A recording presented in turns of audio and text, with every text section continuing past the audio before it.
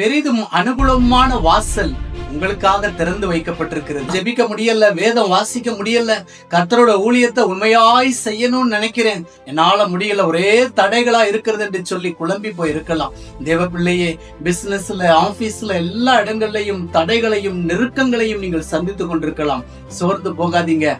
ரூகா என்ற ஒரே ஒரு வார்த்தை உங்கள் வாழ்க்கையை மாற்றும் என்று சொன்னால் உங்களால் நம்ப முடிகிறதா? ஆம், நீங்கள் விசுவாசியுங்கள். ஆதியாகமம் 2:7 சொல்லப்பட்டபடி ரூகா என்ற வார்த்தை ஜீவ சுவாசம். இஸ்ரவேல் ஜனங்களுக்கு தடையா இருந்த பெரிய செங்கடலை இரண்டாக பிளந்தது. பிரியமானவர்களே, நாம் ஆவிக்குரிய வாழ்க்கையிலே கற்றுக்கொள்ள வேண்டிய மிகப்பெரிய பாடம், என்னுடைய வாழ்க்கையிலே தடைகள் வரும் பொழுது என் தேவனாகிய சேனைகளின் கர்த்தருடைய நாசியிலே சுவாசம் இருக்கிற வரைக்கும் என்னுடைய வாழ்க்கையிலே தடைகளை கர்த்தர் உடைத்துக் கொண்டே இருப்பார் என்று நீங்கள் விசுவாசிக்க வேண்டும். 2 சாமுவேல் 22:16 வாசிக்கிறோம், அவருடைய நாசியிலிருந்து அக்கினி மூண்டது என்று வாசிக்கிறோம்.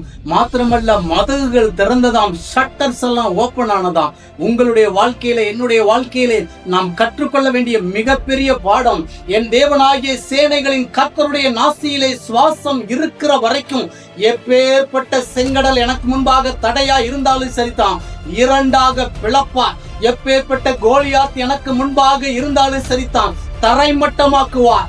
எப்பேற்பட்ட யோர்தான் பிரவாகித்து வந்தாலும் சரிதான், பின்னிட்டு போகும்படியாக இரண்டாக பிளக்கும்படியாய் செய்வார்.